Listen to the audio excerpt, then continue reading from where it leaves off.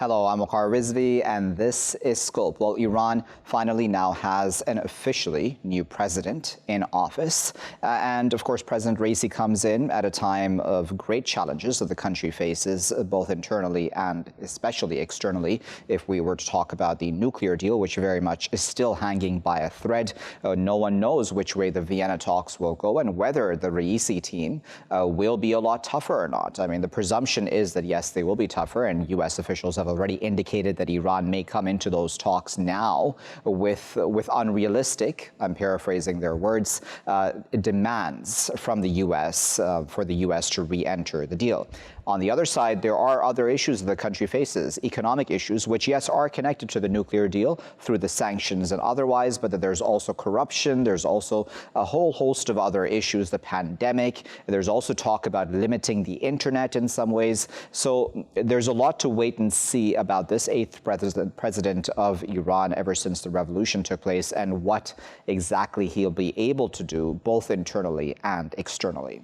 Let's discuss all of those issues a bit further. We're joined by Dr. Atefeh Toghyani, who is a visiting professor at the University of Tehran. She's joining us today from the Iranian capital, Tehran. Joining us from Paris is Kourosh Shamlou, who is an attorney at law and an international relations expert. And joining us from Vienna is Dr. Heinz Gaertner, who is a professor at the University of Vienna and the International Institute for Peace. Heinz, Kourosh, and Atefeh, thank you to all three of you for your time today. Heinz, I'd like to start with you. As we know, certainly on a foreign policy front, the nuclear deal is vital, and even on a domestic policy front, in fact, for Iran. If we were to guesstimate what Raisi will be like, will he be very different, do you think, from Rouhani when it comes to the Vienna talks? He might have a different style because he wants to be different to Rouhani and Foreign Minister Zarif. However, he has committed himself to the GCPA, and not only now, but already in 2017. There is a continuation here. And he wants also the sanctions being lifted. As you said, there is a link to the economy. And in Vienna, there has been achieved already a lot. There is an agreement of lifting about 1,500 sanctions, nuclear-related with economic impact. That would be already sufficient to give the Iranian economy a big boost. And after all, Raisi would be the beneficiary of this economic improvement. So the style might be different. He might demonstrate that he is a little bit tougher. But he wants to go back to the GCPA. However, having said this, it's a danger that he overplays it. Both sides, the Americans can overplay it, and also the Iranians, because, as you said, there is an unrealistic demand here, unrealistic conditions to link the GCPA to the commitment by the U.S. That the U.S. the next president would not leave the nuclear agreement. So the current president cannot give this guarantee. So this has to be dropped. On the other hand, the Americans are bringing back the issues of missiles and regional behavior, which is a non-starter. Yeah. So both sides have to drop these unrealistic demands. But otherwise, I think there's a good sign that the seventh round, probably next week, will restart in Vienna. Much has been agreed upon, but the rest, what it is a political decision. What do you think the European point of view is on Raisi? Do you think that they are expecting things to become tougher as well for them, considering they are also a party to the nuclear deal? Thanks for having me on. First, yes, it's for the Europeans, it will be as the same as for the Americans. Raisi is the product of the system. He has the support of the Supreme Guard. He has the support of the Revolutionary Guard. So he can negotiate the deal and try to be a little bit tougher. But at the end of the day, it will be Khamenei who will decide whether to enter the nuclear deal or not. For Raisi, it's very important to enter the nuclear deal because of the economy. The economy is in very bad shape. The inflation is around 40%. The population cannot buy meat anymore. So he needs to sign a deal in order to improve the economy. And for for President Joe Biden, it's absolutely necessary to sign a deal again, not agree with Raisi or with Iran, the Iranian will go step by step toward the nuclear bomb. And it will be different for them after. The only way they will have is to start the war against Iran if they want to stop the Iranians to get the nuclear weapon, or to get it through diplomacy. What is the feeling within the country about Raisi? There has been a lot of criticism of Rouhani on his way out. I mean, I saw a lot of headlines even today about Rouhani that are very critical of his legacy and his track record. Is there a lot of hope in Raisi right now? Of course, the most fundamental change that is coming from Raisi in Iran, it would not be on foreign policy, but of course in Iran's economic policy. While Rouhani was keen to open Iran up to foreign investment and attract companies from the West, Raisi subscribes to the notion of a resistance economy. It seeks to make Iran's economy independent from outside forces, while maybe it's not practical, but it tries to allow it to be weather in the impact of international sanctions while trying to foster home ground industries. And of course, the other issue that Rouhani believe in improving relations with the West, even after the Trump administration started its maximum pressure campaign. But it was the biggest mistake of Rouhani that it marginalized ties with other countries. And of course, he tried to link to the JCPOA instead of trying to find other solutions. So it seems that many Iranians voted for Raisi. They believe that Rouhani was compromising Iran's foreign policy at the behest of comfortable solutions with the U.S. and not having enough care for ties with other countries, for example, like China, Latin America, and Africa. So it seems that this Raisi's ultimate goal is economy, and of course, and that one means to do that it's foreign trade is one of the means of this foreign economy investment would be that. And when we speak of foreign trade, that means de-escalation of relations. So we cannot say that Raisi would not try to come back to JCPOA. Of course, the negotiation would be the first of the policies of him, but it would not be the last of it. Of course, negotiation with Saudi Arabia. Yes. Yeah, so I want to come in because I'm glad you mentioned Saudi Arabia at the end there, Atefeh, as well, because Heinz, the region has changed a lot. So the Americans are, for lack of a better word, walking away from the region or lessening their involvement in the region as well. So do you think that in many ways, just looking at the region and even beyond to Europe, for example, that this may be an opening as well, like where Raisi coming in is a fresh start almost in those sorts of relations, both regional and with Europe, extra-regional? First of all, let me say, even though Raisi wants to focus on the domestic economy, he cannot do it without the international economy. And after all, he wants the sanctions being lifted and the sanctions linked to international trade and investment, what Iran definitely and desperately needs as well. And when you look at Vienna, how the Iranians prioritize their demands. They came with experts of the oil industry, finance, insurance, car. So they have their priorities here, and that's the international economy. Of course, it has to have an impact on the national economy. That goes without saying. However, the Europeans also want to invest in Iran again after 2015, after the JCPOA has been adopted in Vienna. There was a huge improvement of the Iranian economy. The Europeans had high hopes also in this trade, but also, of course, it was disrupted by the withdrawal of the Trump administration from the JCPOA. And let's not forget, the Europeans are still under the secondary sanctions of the US if they do business with Iran. So these sanctions have to be lifted as well to get the economy back on track.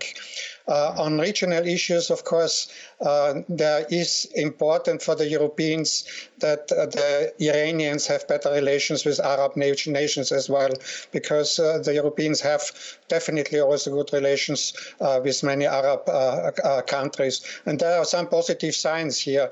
There was some danger that the Abraham Accords between Israel and some Arab states will be an anti-Iranian alliance. That would have been very difficult. But now, if we see some rapprochement between Iran and Arab states, it's also possible to have regional arrangement, like on arms control, regional behavior, which includes all regional states, not only Iran. So it's a non-starter only to single out Iran on this missile issue or regional behavior. So if you have regional talks, I'm sure Iran would go for it as well. Yeah, then Kourosh, there is also, if we reflect on what has happened through the Rouhani years, there's this huge argument that's made that the West, including Europe, lost its chance when it came to improving its ties with Iran because of the way it acted when it came to the nuclear deal and after the nuclear deal was signed, where if the West had honored, and specifically, of course, the Americans had honored their side of the agreement, then today maybe the political scene in Iran would look very different. Is this a lost chance? Can this be recovered? Yes, it was a lost chance. I hope it can be recovered. I can tell you, for example, when the first nuclear deal was signed, I used to go to Iran a lot, and we had a huge amount of companies, delegation, ministers coming to Iran almost every day. The economy was improving every day. The people were happy because young people could find jobs, and when the United States left this nuclear deal, they tried to do something, but they couldn't do anything because they always follow the Americans. And you said as the example for the region, the Americans left the region. They left Afghanistan. They left Iraq. So Iran is getting more power over there, is becoming more powerful, and they have close ties even now with Saudi Arabia. So the Iranians hope that a new deal will be signed. The Europeans hope that this deal will be signed, and this time the Americans will stick to their words and to their signatures, because the first time it was the Americans who left the agreement and not the Iranians. And the Europeans, they tried everything. They put in place a different sort of mechanism for companies to be able to do business with Iran, but they couldn't. So they followed the Americans, and they will follow the Americans again. If they sign, the Europeans will join in and will go to and invest in Iran. If the Europeans don't, if Americans don't sign, they will follow the United States.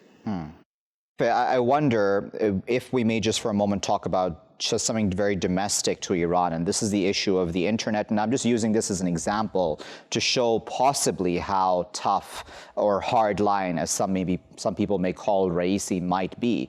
Do you think Raisi will actually, within his presidency, pass, for example, a law that will limit access to the internet at different levels? I mean, Raisi has spoken about different workers and different jobs having different levels of access to the internet. I know that in Iran this has been spoken about for many years, but is Raisi going to do that? Will that be smart for him politically? Of course, it's not smart for a country to limit its internet access because it's not having a good face in international relations, of course. But besides that, it's beyond. It's an issue beyond the power of Raisi. It's coming from establishment. As you know, this talking and this argument about internet restrictions came before Raisi coming to the presidency seat. So this is something beyond the Raisi or any other group. Besides, I think that this restriction is is not about limitation on accessing Iranian. It's something that tries to limit Iranians and just change the gateways to make possible for establishment to block the internet whenever they need it. Whenever, for example, in the protest or anything like this, they don't need the state's allowance or state's approval, so they can limit the internet when they are in need of that. For example, as I said, in the protest or anything else. But they are not talking about the limitation of internet as a whole limitation, access to the internet, everyday access to the internet. So I think that as you know, the Raisi is understood that, like many people inside Iran, that JCPOA is not working and it's not practical. They tried, as my colleague in this panel mentioned. Yes, JCPOA was working. Many investors, many industries came to Iran. People were very happy of that. But as you saw, when Trump withdrew from the deal, all the institutions, all the industries left Iran. So there is no guarantee that if another time Biden leave the cabinet, so when the industries if they are coming to invest in Iran, of course, none of the rational industries comes to invest in such a country that is in the face of many sanctions every year. So I think that JCPOA is not working. And people coming to this understanding that there is negotiation in this level is not changing anything for them in their lives. And Heinz, I'll give you the final word before I let all three of you go. Give me the European point of view in the sense that what more do you think possibly that Europe should be doing in this regard? Because if in the hypothetical situation that the U.S. does not re-enter the JCPOA, if for whatever reason that falls apart, there is still the huge reality that Europe is a lot closer to Iran and has always had significantly closer relations with Iran simply because of geographical distance and as well as trade and people-to-people contact as well. There was a lot of talk about Instex and other such mechanisms, but the Iranians were not happy even with that. Should Europe be doing more, do you think? Europe should do more. It should have done more after Trump has left the JCPOA. They created the Instex mechanism to bypass the American secondary sanctions. It worked very limited, so there was not many transactions have been done. But the Europeans should have spoken up, of course, that it was a violation of international law when Trump left also the UN Resolution 2231. So, but I'm sure now, since President Biden always stresses the transatlantic partnership, the Europeans might have more influence on President Biden, and they took President Biden at his word of the transatlantic partnership, and also that he should lift at least the secondary sanctions, that the Europeans could more work proactively for the cooperation with Iran. And I'm sure if the Americans, and if the Americans are to blame and not Iran, but if Americans are to blame, that the Europeans would revive the Instex mechanism, which is technically working, but it was because Europeans were afraid of American sanctions still. But I'm sure the Europeans would wake up if President Biden would do the same as President Trump did. But I'm sure Europeans are now, they're chairing the Joint Commission of the JCPOA. They're trying to mediate between Iran and the US, and that both sides will drop their maximal positions, what they still have. I would say that 90% of the agreement in Vienna has been finished. So the Europeans can do a lot to mediate and find compromises for the final 10% between the US and Iran. We'll leave it there at that, but we really appreciate Heinz, Kourosh, and Atefeh for taking their time out today to discuss the issue of the Raisi now becoming the Iranian president officially. What will his tenure look like? How will this affect not only domestic realities, but Iran's international relations as well? We know that a lot of this, yes, as some of our guests alluded to, goes back to the quote-unquote establishment, as we all talk about in Iran. However, Raisi does seem to want to take a tougher line when it comes to the JCPOA and the Vienna talks. What will that then mean for the Europeans, for the Americans, who are already warning that, hey, the Iranians might come in with unrealistic demands, according to one American official? Are these really unrealistic demands? I mean, I would think that the Iranians will just ask for the U.S. to come back into the JCPOA and do what was promised within it. But we also do, yes, know that geopolitical realities and regional realities have really changed a lot in the years since Donald Trump walked away from the deal. I'll be back with my next segment after this break. Welcome back, viewers. You're still here on Scope with me, Waqar Rizvi. Now, we've all been talking about the fact that the U.S. has made a hasty withdrawal from Afghanistan, what that means for the country, what that means for governance in the country, and we've discussed this a number of times in this show. And we've now had this fairly large attack in Kabul in the Green Zone, seemingly aimed at the defense minister, who has survived and is unharmed. However, certainly a number of innocents have been killed in this regard. The Taliban have claimed responsibility for this attack, saying that it was carried out in retaliation to attacks that the Afghan military, in fact, carried out in other regions, where at least 4 Taliban fighters were killed in those attacks. The Taliban also claim that a number of innocent civilians were killed in those Afghan military attacks in other parts of Afghanistan. Whoever is right in this case, nevertheless, this is a worrying sign for what is to come, right? Because this was always going to be the worry going ahead about the fact that if intra-Afghan talks do not very quickly pick up, then we will continue to see this sort of fighting.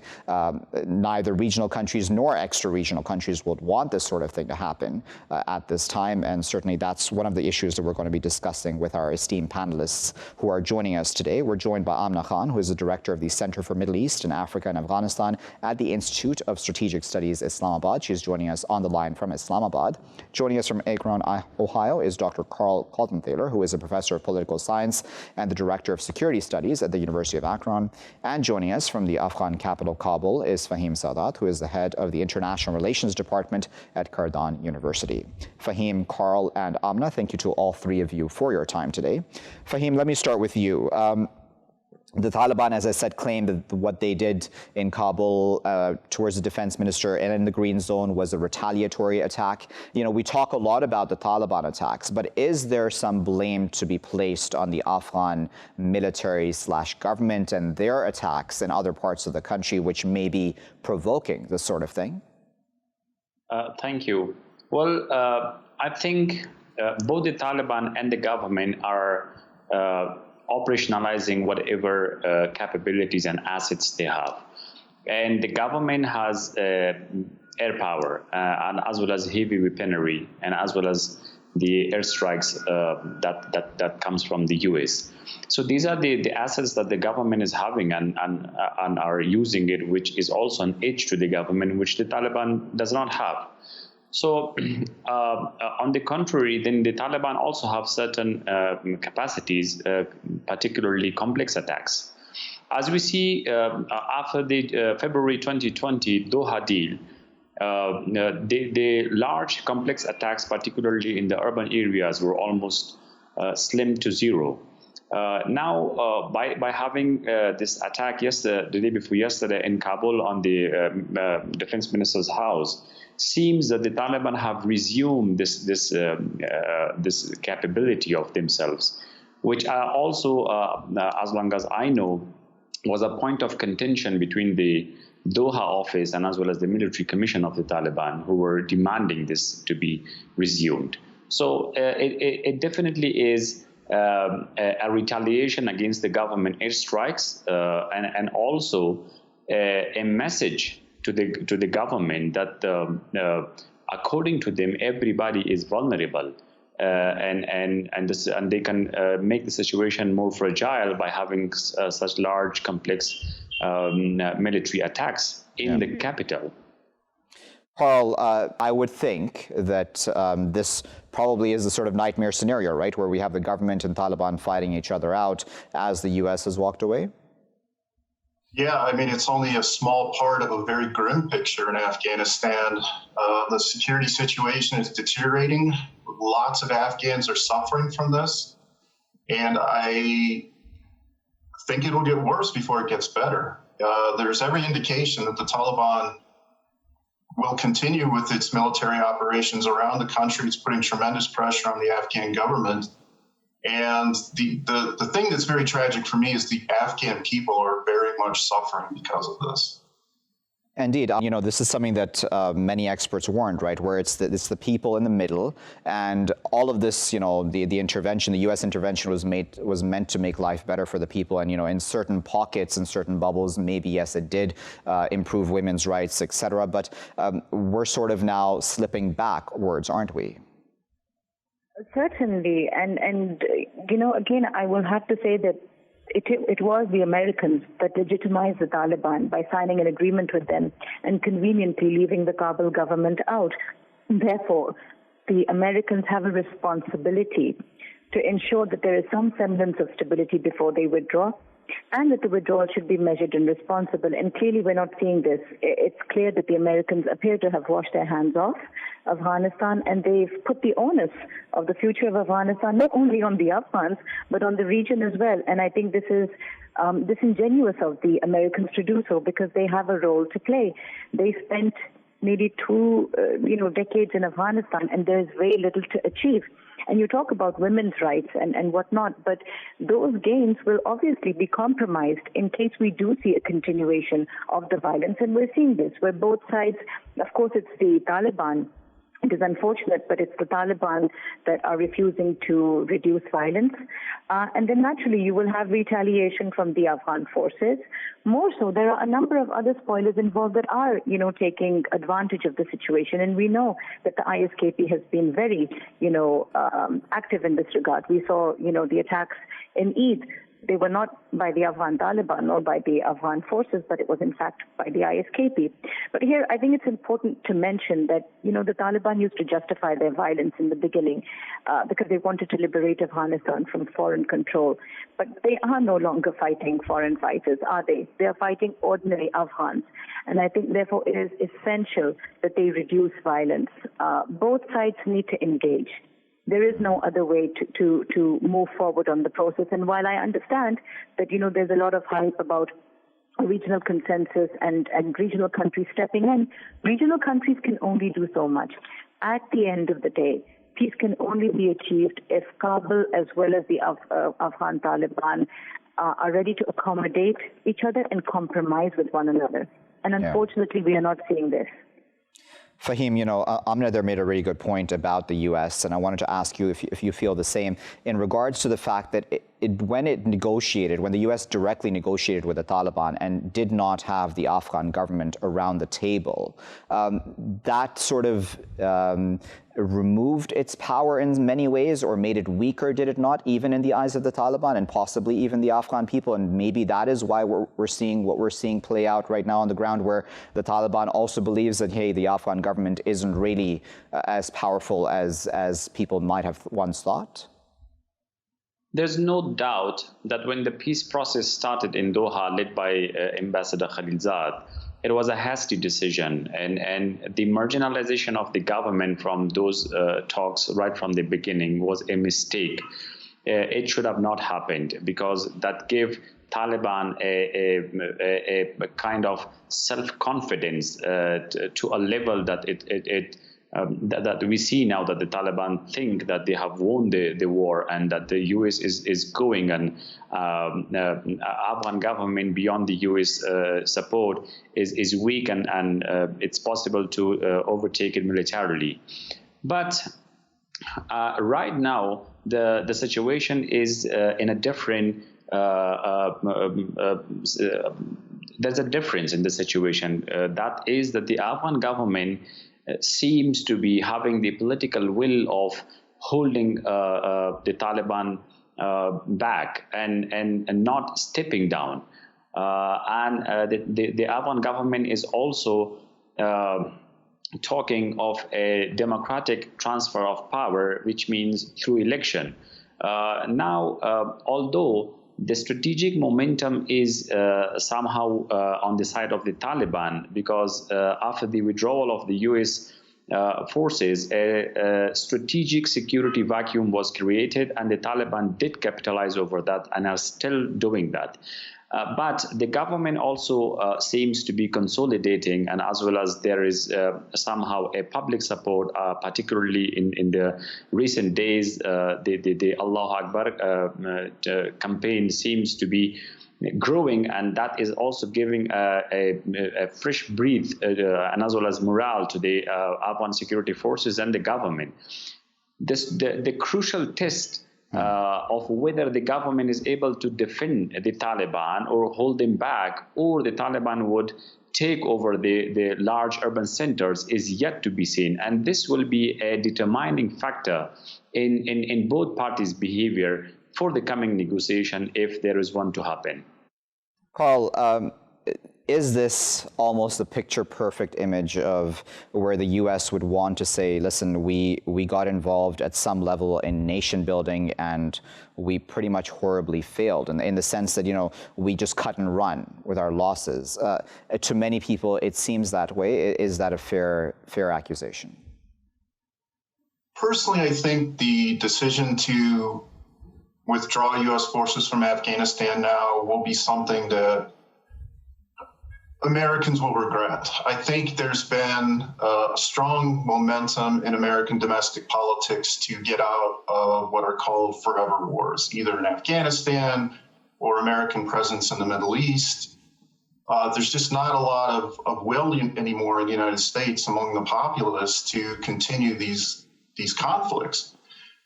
Having said that, most people in the security establishment in the United States predicted that this would happen in Afghanistan. If we withdrew our forces, that the security situation would deteriorate substantially, and that you'd have significant pressure on the Afghan government, just as you're seeing now.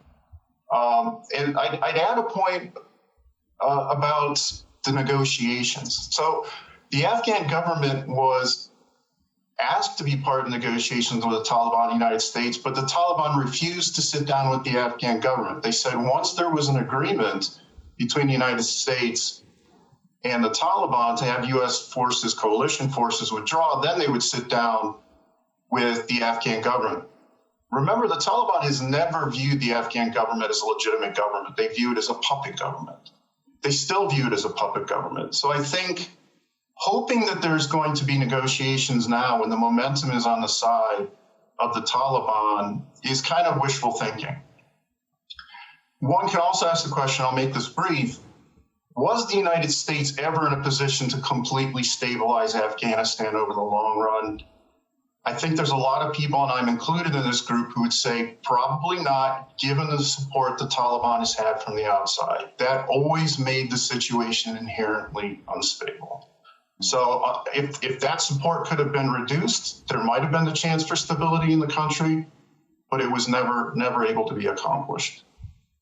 Fahim, there was talk as the U.S. withdrawal was happening, and I believe there is still talks happening with Afghanistan's neighbors, and we're talking about the likes of even Turkmenistan, Uzbekistan, Tajikistan to set up bases there.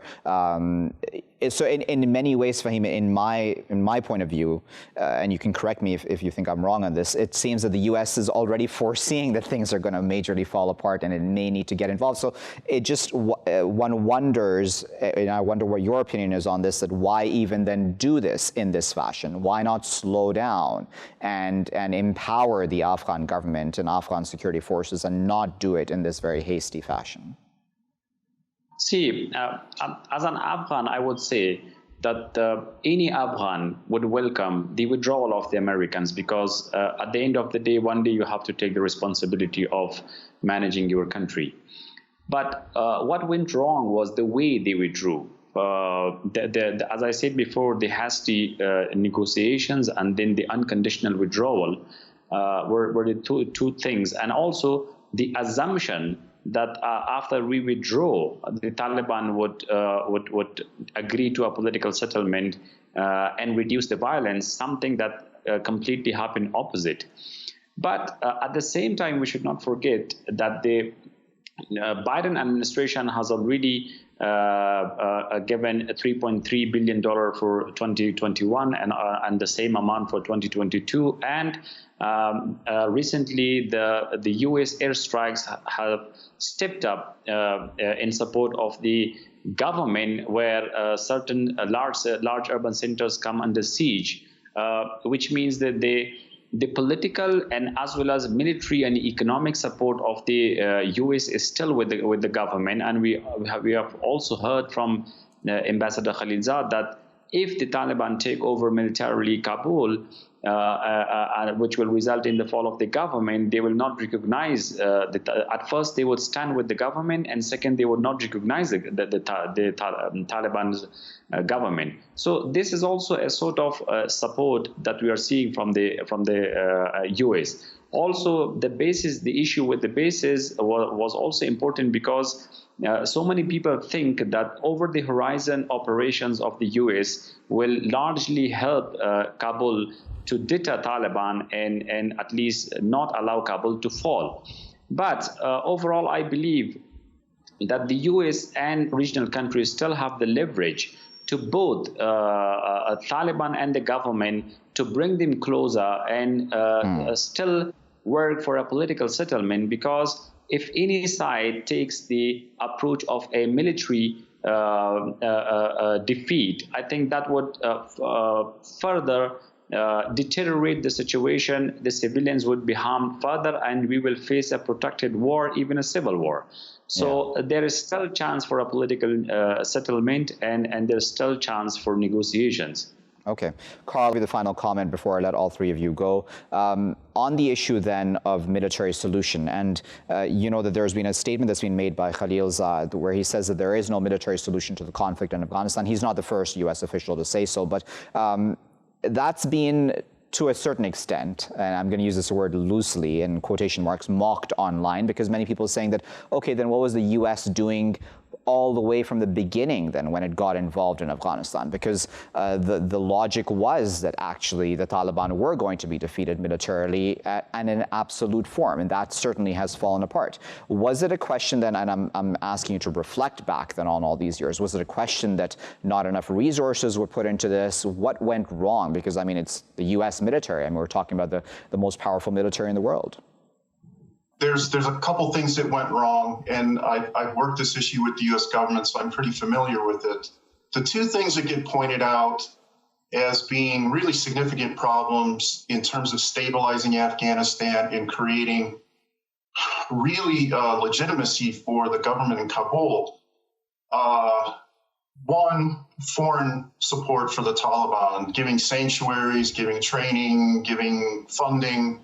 That made it very difficult to defeat the Taliban. The other thing is that the Afghan government has been riddled by corruption and incompetence and nepotism, and these things have made it very difficult to create legitimacy, particularly in rural areas where people haven't necessarily seen a really significant change in their standard of living. Things have changed substantially in Afghanistan in the urban areas. But in the countryside, particularly in a lot of these Pashtun areas in the south and east, you've got a lot of disgruntled people. They don't necessarily support the Taliban, but they don't also support the Afghan government. And so this has been a major problem from the United States. And so being able to, quote unquote, win the war was always a long shot, given the support the Taliban has had. Okay, Karl, I'm going to cut you off. I do apologize. I'm being told I just have a minute or so to give Amina Khan a final word. In fact, Amina, just under a minute, if you can, just what do you see happening in the days ahead, and then what this means both for the region and both for internally Afghanistan? I think it's a very, very precarious time at the moment. The process is extremely fragile and complex at the same time. But as I've said before as well, I think there is still time to salvage the situation. And by salvage, I mean that the Americans can still step in and push both sides to work towards, a negotiated settlement that is acceptable to all. And I think the Americans have that advantage and leverage over both the groups. And that primarily means asking the Taliban to halt violence and push towards a ceasefire. And then, of course, pushing President Ghani's government to work towards a workable compromise, which means an interim inclusive setup that's acceptable to all, because there is no other way. And the region right now, all the countries are honestly trying to fend for themselves and protect themselves from the possible ramifications that will come out of Afghanistan.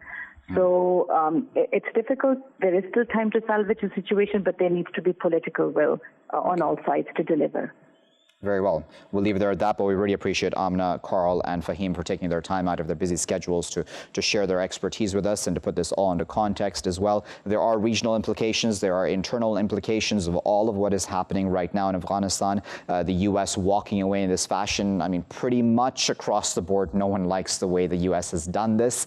Yes, we may disagree on which group, is supported or not and what went wrong during these many years that the U.S. was involved. But nevertheless, if this was meant to be an example or the picture of successful nation building, the U.S. has certainly failed in that regard as well. What role do regional countries have? Because, that's spoken of a lot. And Amina has said very clearly that every country at the end of the day has their national interests, wants to protect their own borders and their people and their homeland security. So there's only so much that they can take on. It's unfair to dump this on the region. But at the same time, we also need the Afghans to take, the lead here. Even as Fahim there said, I mean, one day the U.S. did have to walk away at the end of the day, and Afghans really need to take the helm as well. Will the government and the Taliban be able to work through their differences? Will they be able to form some sort of an interim government? Will they be able to directly talk to each other in intra-Afghan talks, which we've all waited for and hoped for? That is a wait-and-see game as well at this point. I'll leave it there for now. I've been Waqar Rizvi. Thanks for watching.